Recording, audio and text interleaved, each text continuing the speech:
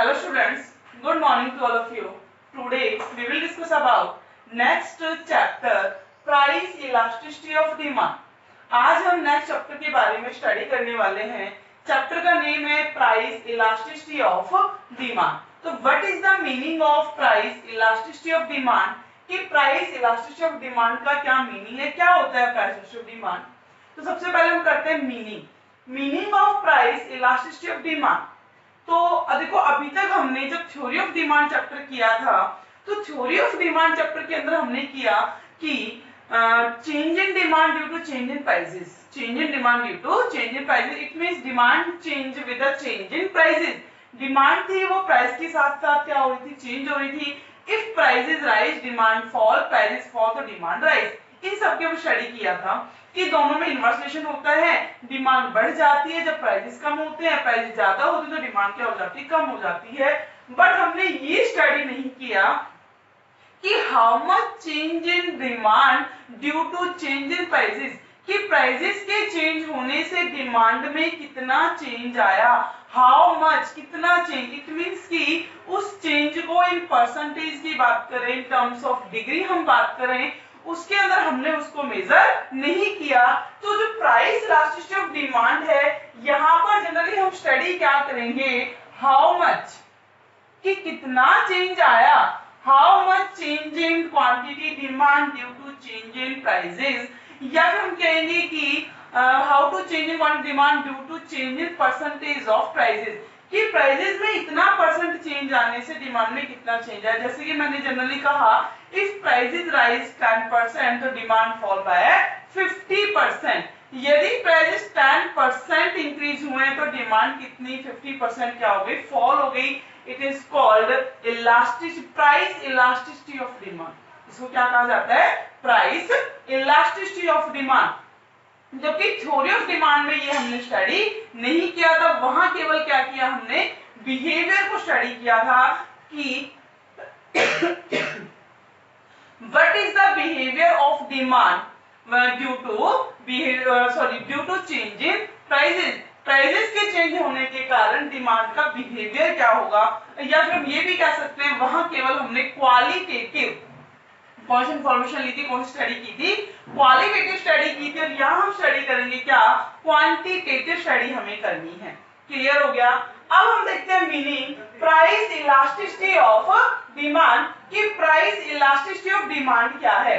तो price elasticity of demand is a measurement, ये वो मेजरमेंट है ऑफ डिग्री का of change in response to change in on price of the commodity.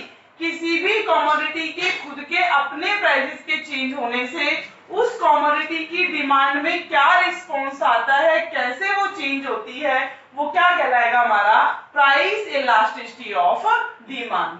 अब इस price elasticity demand को major कैसे करना है, measurement of price elasticity of demand कैसे मेजर करोगे. इसको मेजर करने के तीन मेथड्स होते हैं, परसेंटेज एंड प्रोपोर्शनेट मेथड, इसको बोलते हैं percentage and proportionate method. Second is geometric method, it is also called point method, it is called also called point method. Third is expenditure method, this method is also called outlay method. तो इन दोनों के, तीनों के ही further name भी हैं. Percentage change method is also known as proportionate changing method, geometric method is called point method and expenditure method is called outlay method. तो ये तीन मेथड से हम क्या कर सकते हैं, प्राइस इलास्टिसिटी ऑफ डिमांड को मेजर कर सकते हैं. But students, your 11th class syllabus you will discuss only percentage change method. यहाँ केवल आप एक ही मेथड के बारे में क्या करोगे, स्टडी करोगे. ये दो मेथड्स हैं, ये आपके सिलेबस में नहीं है. पहले तो थे बट अब ये आपके सिलेबस के अंदर नहीं है, ना ही ज्योमेट्रिक मेथड और ना ही एक्सपेंडिचर मेथड है. बट ये दोनों मेथड की इंपॉर्टेंस बहुत ज्यादा है. जब आप हायर स्टडी करोगे उस टाइम ये दो मेथड बहुत ज्यादा इंपॉर्टेंस रखते हैं, वहां आप इनके बारे में स्टडी करोगे. अब है कि what is the meaning of percentage change method. Percentage change method है क्या. तो percentage change method is the most commonly used method. ये कैसा मेथड है, मोस्ट कॉमनली यूज्ड मेथड है. किस चीज का, of measuring price elasticity of demand, जिससे क्या हो रहा है डिमांड की जो इलास्टिसिटी वो मेजर हो रही है। क्या होता है ये elasticity of demand is measured की जाती है एज द रेशियो। कैसे? As a ratio between, ratio होती है किसके बीच की? Percentage change in quantity demand, percentage change in quantity demand of a commodity of X commodity and percentage change in price of commodity X. It means percentage change in quantity demand upon percentage change in prices. It is called ED, elasticity of demand. और ये negative sign रहता है यहाँ पर। अब ये कि भाई माइनस साइन निकालिए, यहाँ पर क्यों यूज किया जाता है? Because quantity and prices have inverse relation. दोनों में ही रिलेशंस कैसा होता है? इनवर्स रिलेशन होता है। इनवर्स रिलेशंस के कारण एडी हमारी कैसी होती है? इन नेगेटिव होती है। क्लियर हो गया? तो हम इसके थ्रू हम मेथड्स बनाएंगे कि कौन सा मेथड कैसे यूज किया जाना है। देखो, percentage change in quantity demand, इसको इन शॉर्ट लिख सकते हैं percentage change in quantity. This is called change Q quantity. कैसे निकालेंगे? Q1 minus Q upon Q into 100। Percentage change इन Q क्या होता है? Q1 minus Q upon Q into 100। Percentage change in price क्या है? P1 minus P upon P into 100। इसकी जगह अगर हम यहाँ पर क्या लिखते हैं? ED is equal to minus, यहाँ लिखेंगे इसी फॉर्मूले को यहाँ पर लिख दो आप। परसेंटेज चेंज इन क्वांटिटी में क्या आ जाएगा? Change in quantity demand, change in quantity demand upon initial demand, upon क्या होती है? Initial demand. इसके भी अपॉन क्या होगा कि change in price upon initial price. अब यहाँ percentage change in quantity demand का मैंने फॉर्मूला बताया Q1 minus Q upon Q। तो यहाँ ये Q1 माइनस Q, तो Q1 माइनस Q क्या है? Change in quantity. P1 minus P change in price. Q initial quantity, Q क्या है? Initial quantity. P क्या है? Initial price. Q initial quantity, P क्या है? Initial prices. अब आपको इससे एक फॉर्मूला क्या करना है? बनाना है। उस फॉर्मूले को आप कैसे बनाओगे?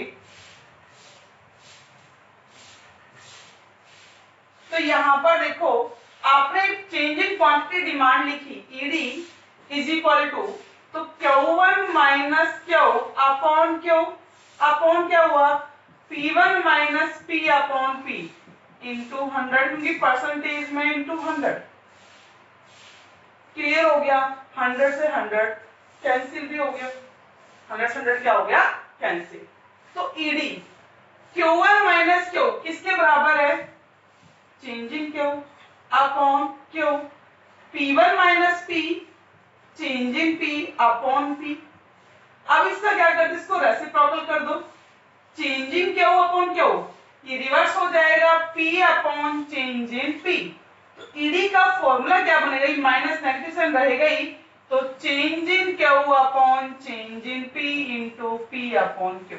इस फॉर्मूले की हेल्प से आप क्या कर सकते हो कि कोई भी इलास्टिसिटी ऑफ डिमांड आप कैलकुलेट कर सकते हो। अब इसे हम देखते हैं किसी एक स्टैंडर्ड एग्जांपल की हेल्प से कि इसको कैसे मेजर किया जाएगा।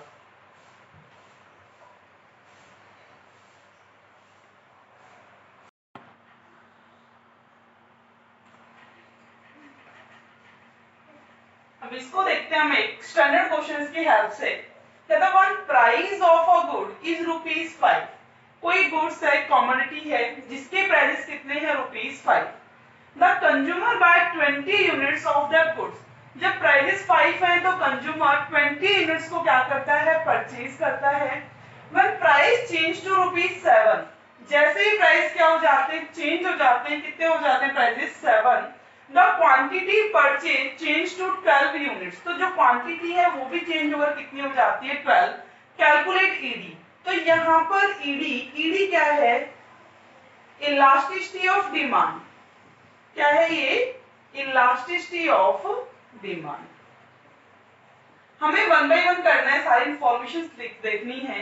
देखो, when price of a goods is ₹5, it means it is initial prices, क्या है ये, इनिशियल प्राइसेस। पी कितना है हमारा 5, इनिशियल प्राइस कितने हैं 5 है।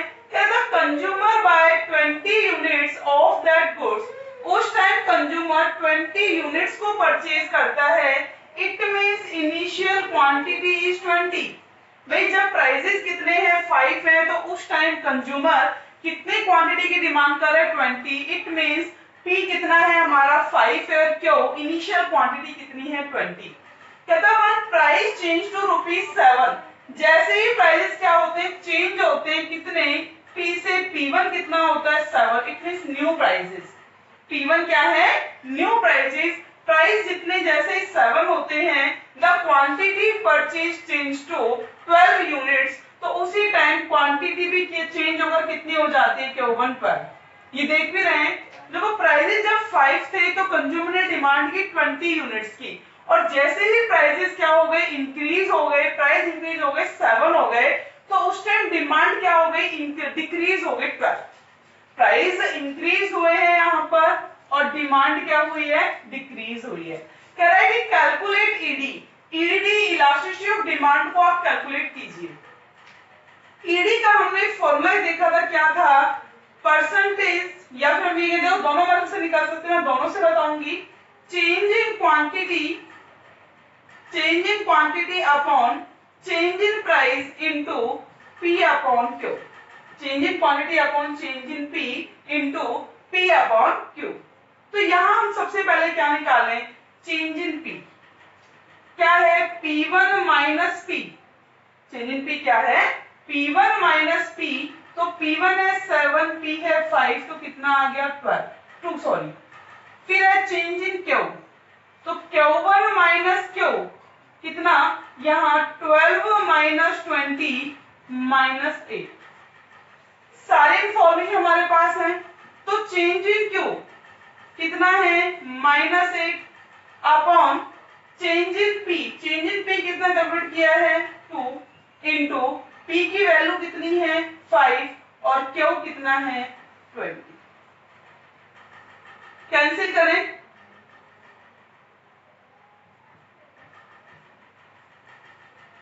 बन जा 5, माइनस माइनस क्या हो गया प्लस, तो ईडी की वैल्यू कितनी कैलकुलेट हो गई 1।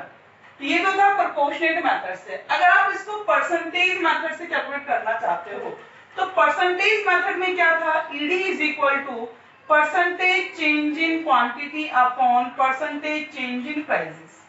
तो आपको सबसे पहले क्या कैलकुलेट करना होगा, परसेंटेज चेंज इन क्वांटिटी, जिसका फॉर्मूला क्या है Q1 minus Q upon Q into 100, Q1 minus Q upon Q into 100, तो Q1 की वैल्यू कितनी 12 माइनस 20 अपॉन इनिशियल कितना है 20 इंटू 5, तो ये कितना आएगा -8 अपॉन 20 इंटू 5